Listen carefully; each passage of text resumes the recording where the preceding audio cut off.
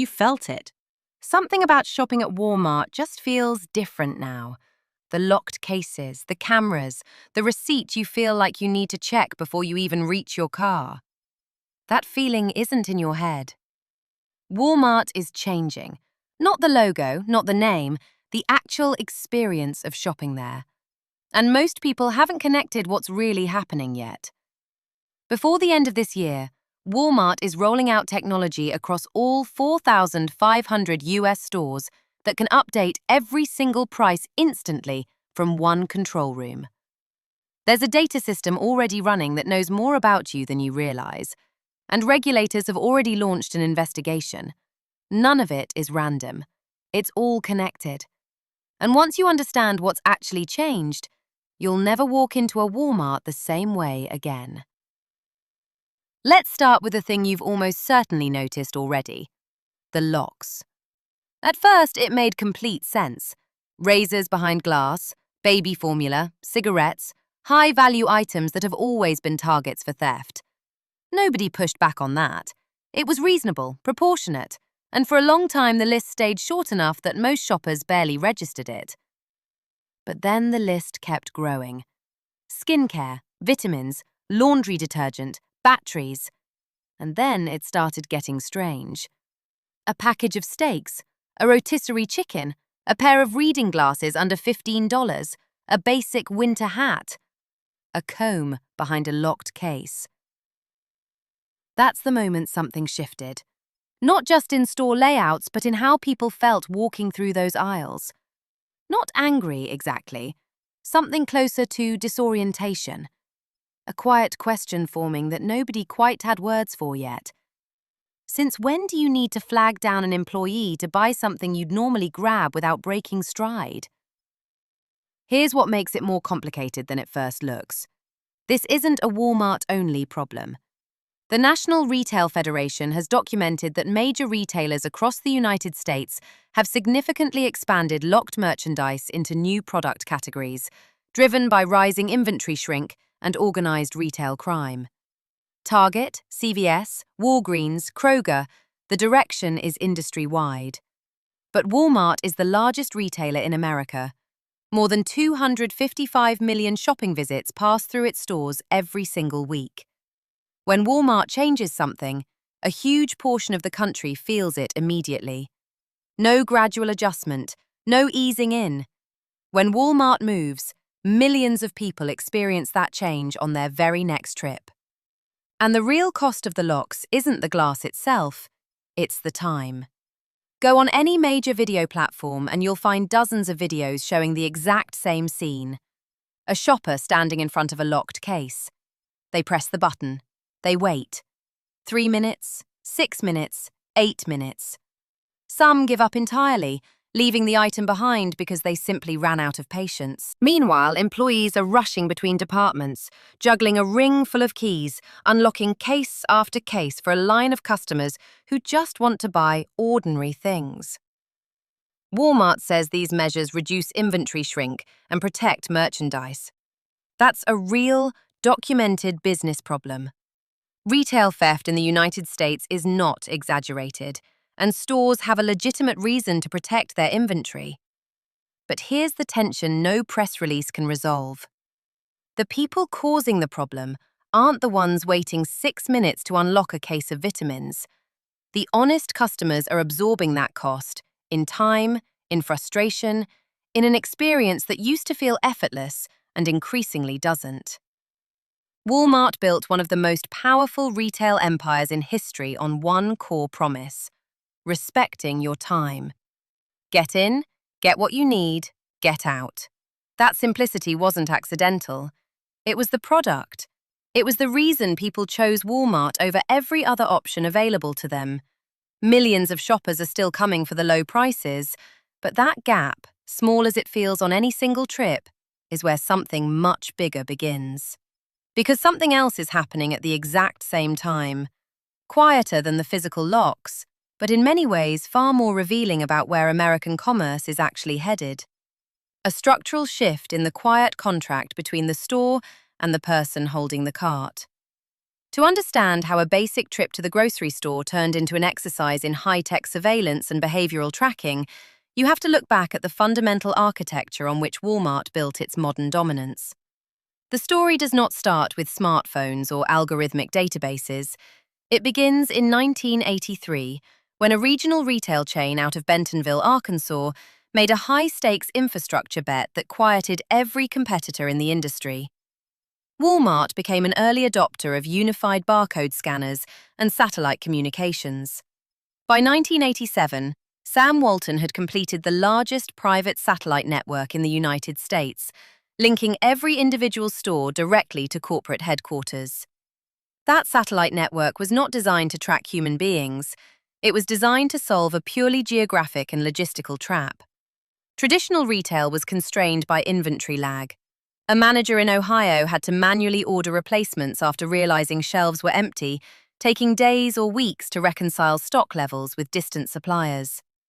Walton's satellite link turned every cash register into a real-time data terminal. The instant an item scanned at checkout, the supplier in another state saw the inventory drop. This was the birth of vendor-managed inventory, a system that effectively forced manufacturers to bear the financial risk of holding stock until the exact second a consumer purchased it. This logistical leap created an unmatched cost advantage. Walmart cut regional distribution costs down to fractions of a cent on the dollar, while traditional department stores bled capital on warehousing. By the mid-1990s, the company was expanding across suburban and rural America at a rate of hundreds of supercenters per year.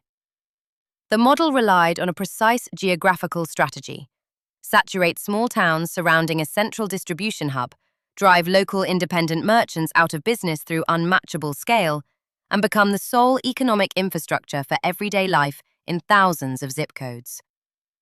However, that rapid physical expansion created an unintended structural friction. By the late 2000s, a massive Walmart supercenter stocked over 120,000 distinct items across tens of thousands of square feet.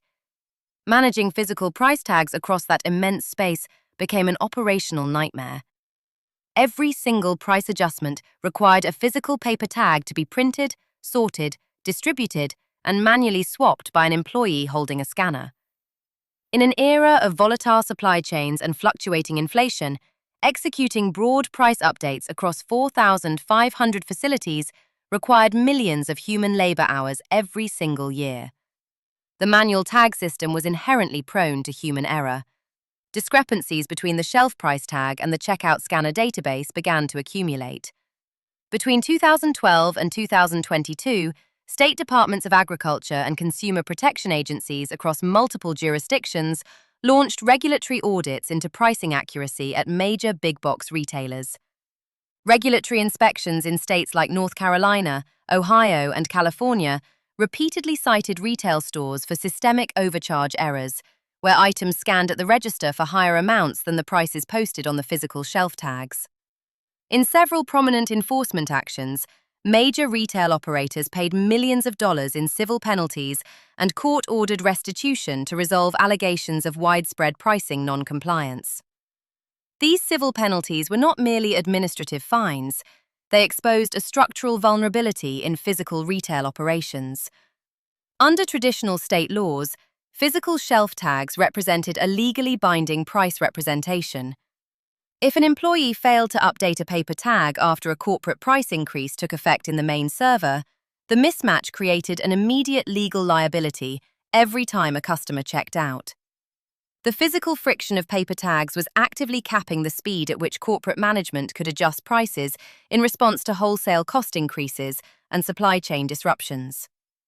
The arrival of the COVID-19 pandemic in 2020 permanently shattered the remaining operational constraints of traditional retail.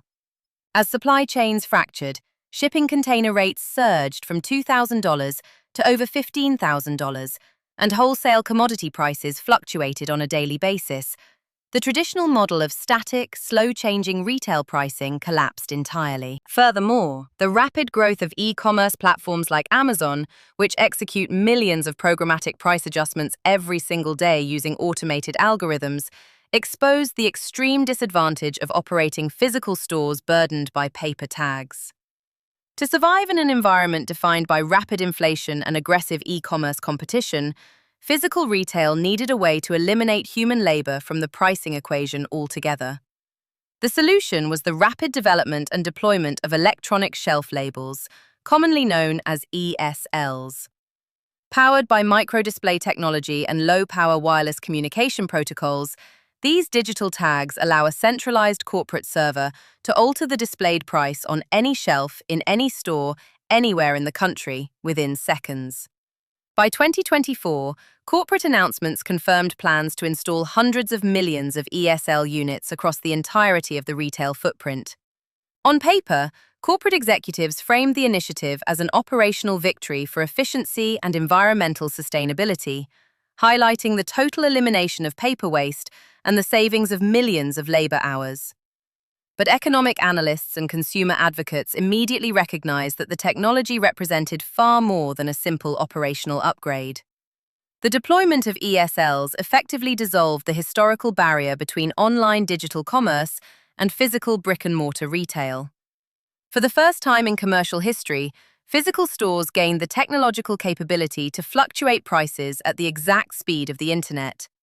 The removal of physical paper friction meant that price changes were no longer bounded by human labor limits or regional delay.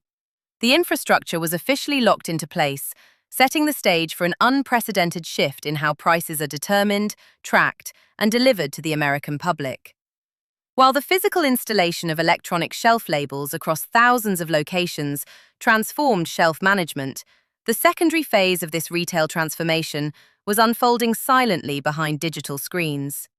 The modern retail store is no longer merely a physical point of sale. It has morphed into a sophisticated data capture terminal designed to collect, process, and monetize vast quantities of individual consumer information. To understand the full scope of this operational model, one must examine the rapid growth of retail media networks. Over the past 5 years, major retail chains have established dedicated digital advertising divisions. These internal media networks leverage first-party shopper data, compiled from credit card transactions, mobile application usage, pharmacy records, and digital receipts, to sell targeted advertising space directly to brand manufacturers. By monitoring exact purchasing patterns down to the precise minute and zip code, retail operators can offer advertisers verified attribution metrics that traditional television or billboard marketing could never match. This monetization of consumer data has created a multi-billion-dollar high-margin revenue stream that sits alongside traditional retail operations. However, the consolidation of this behavioral data has raised profound antitrust and consumer privacy concerns among economic regulators. In August 2024, the Federal Trade Commission launched a comprehensive inquiry into surveillance pricing and algorithmic yield management practices across major commercial sectors.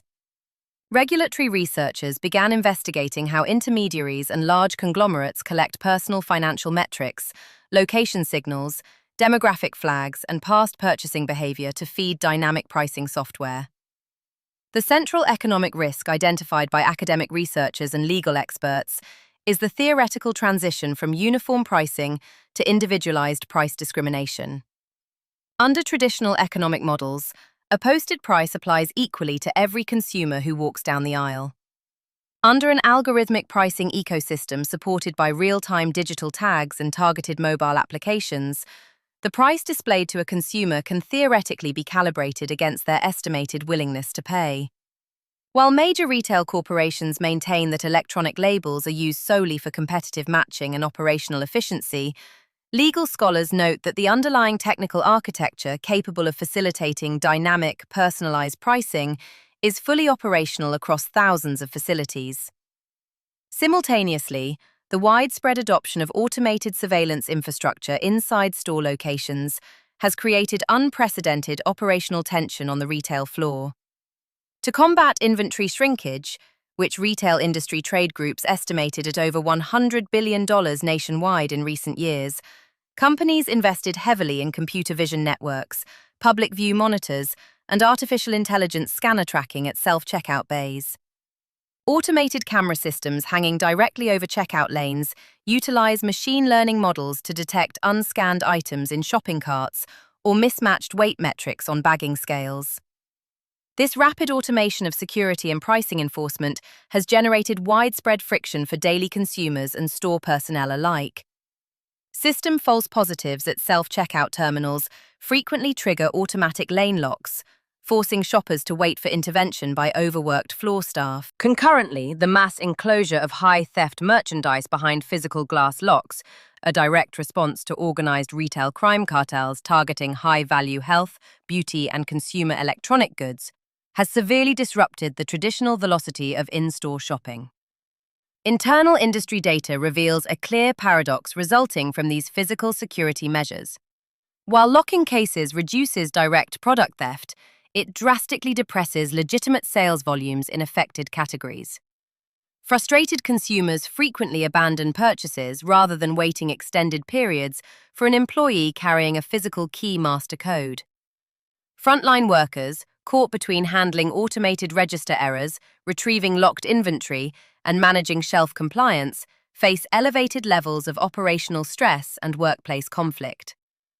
The structural breakdown extends directly into payment processing systems.